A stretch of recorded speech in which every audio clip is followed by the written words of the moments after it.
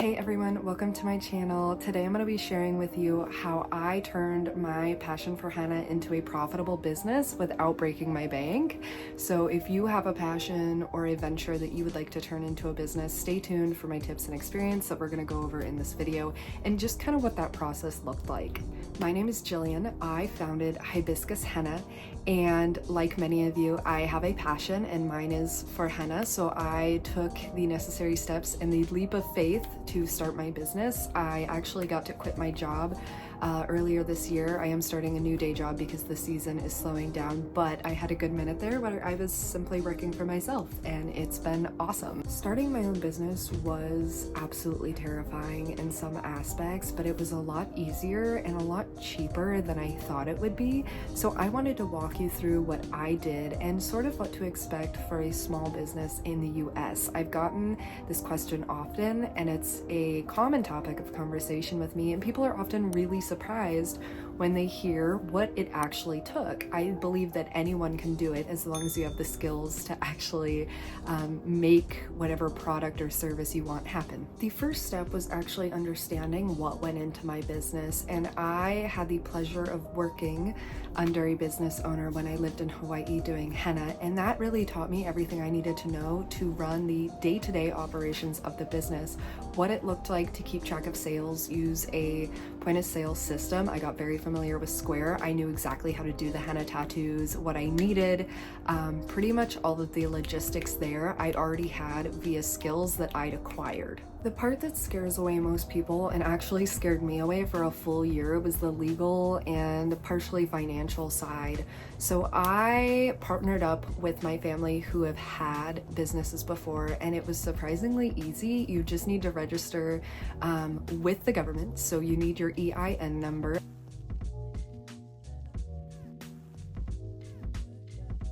So it wasn't absurdly expensive. I actually would not worry too much about the financial side of this. After I got my EIN, I went and I registered with my state. Then I registered with the city. So I got my business license and I got on the business registry for the state. And do not forget to register your BOI, because that is a new thing that the federal government is doing now for businesses. And it's free, it's fairly easy. You just go through and essentially say, hey, I'm responsible for this business. I registered in 2023 and it is now 2024. It took me a full year of planning and preparation and being scared to really get things started. I also had a lot of health complications around that time, but I renewed all my licenses fairly quickly and easily. It took me like a day. I don't know why I thought it was so big and scary. I also went, and the big thing too, opening up a bank account. You need to have all of your, you need your EIN number and you need your business license to register yourself with the bank to get a business account, but that is so helpful. So I have my business savings, business checking, all of that good stuff that I can work with. After I got those done, I figured that I needed, first of all, here's the top 3 things you're gonna wanna focus on is where you're conducting business. For me, I had a home-based business license and I travel to my clients, I go to events, or I have them at my home henna studio on occasion to take appointments. The other thing, what you're gonna need, if you're traveling, you're gonna need a whole setup. I have like folding table, chairs, canopy. I have all of my henna supplies, decorations, my design books, my iPad, Square. You need to go through and figure out every single thing you're gonna need to successfully run your business. And some of this comes with trial and error. You may just wanna start with the bare minimum and go from there. There were a couple things that I ran into. I was like, ooh, that is something I would like.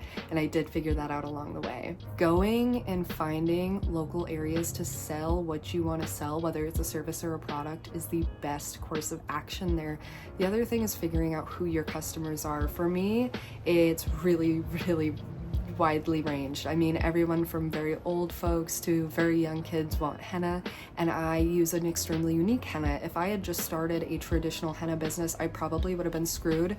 Mine is very faded at the moment, but you can see it is a blue type of henna, so we don't really have it locally, and it's really fun to educate people and share, and I think that's the only reason I have been so successful. My expenses for the month of May, I got everything started in April, but May was when I actually had any income.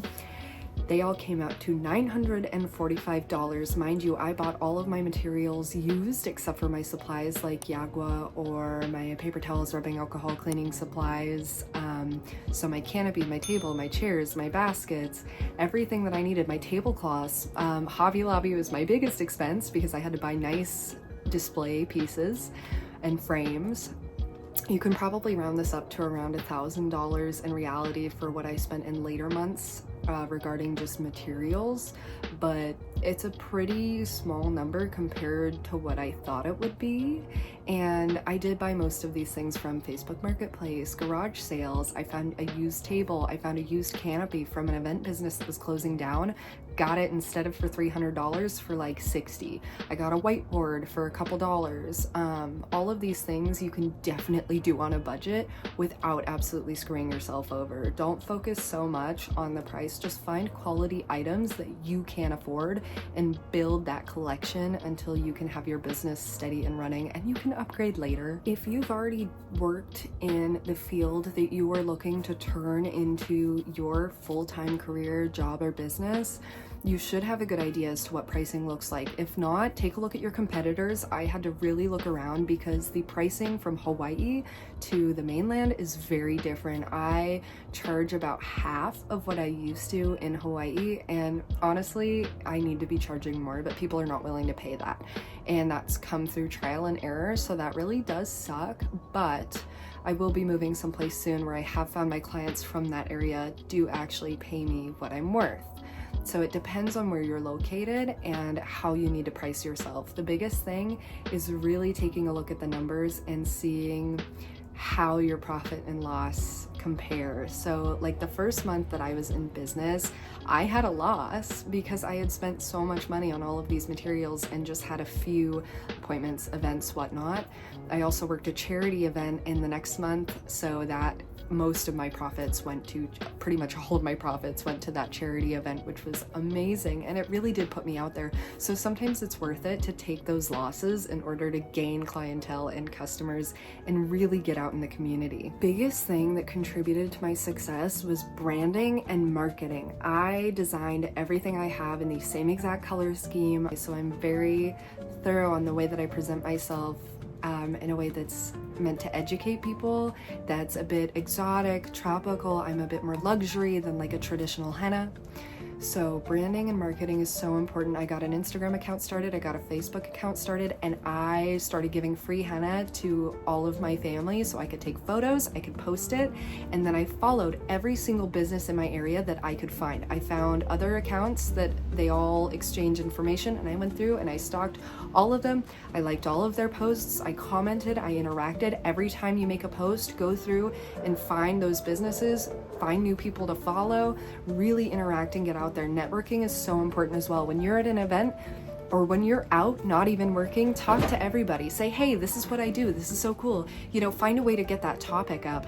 I would hand out so many business cards to start, and I would just make so many connections to really get the ball rolling. And I actually need to go out and do this. Today I have an event, it's cold and rainy and I'm scared and it's windy, but we're gonna do it anyways.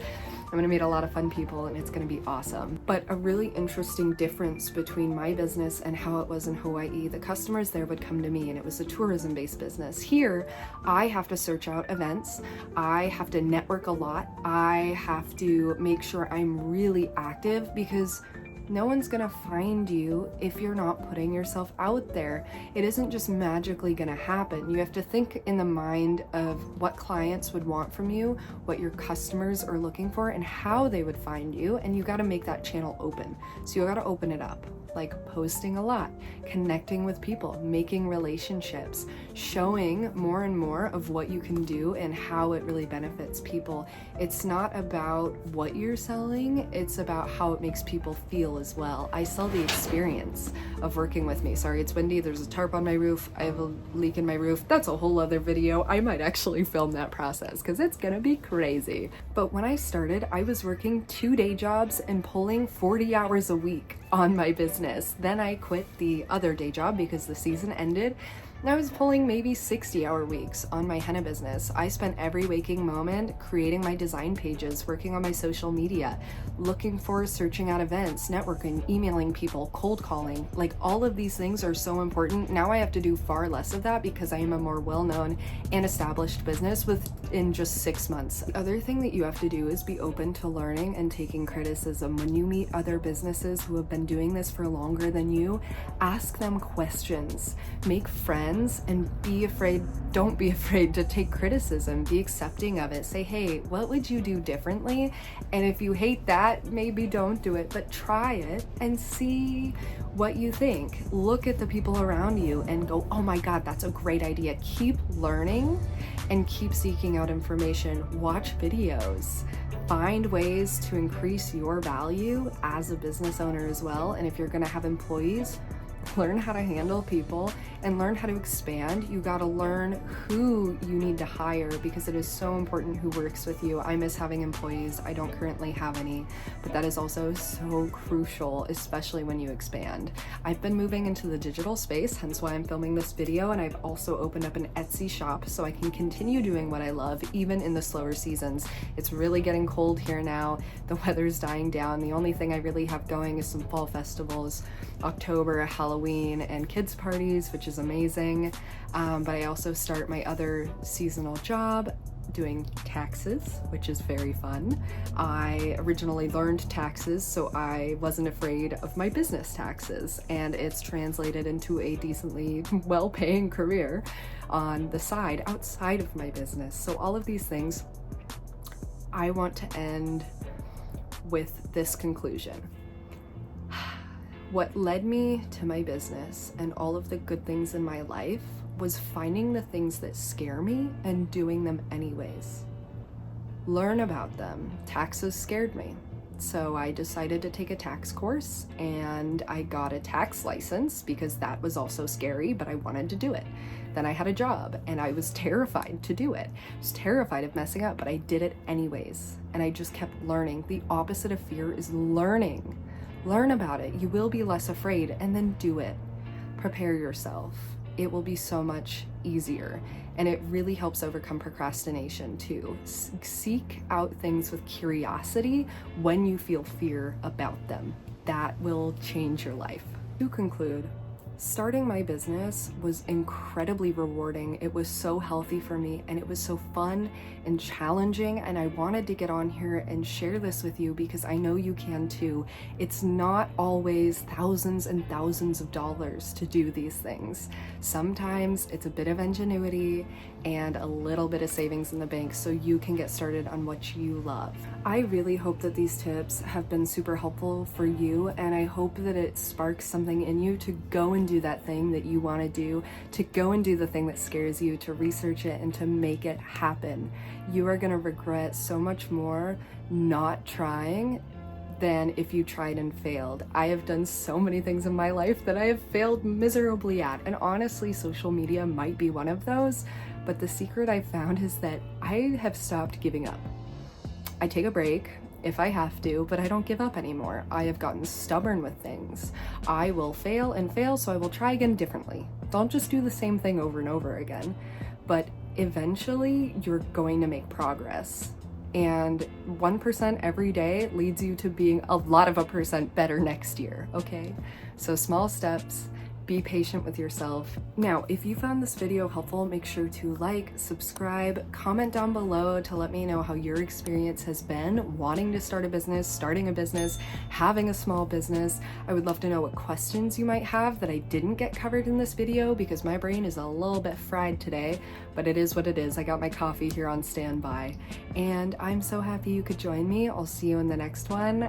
I absolutely love spending time with you, and you got this. Get out there. You're gonna crush it. I believe in you. I really do.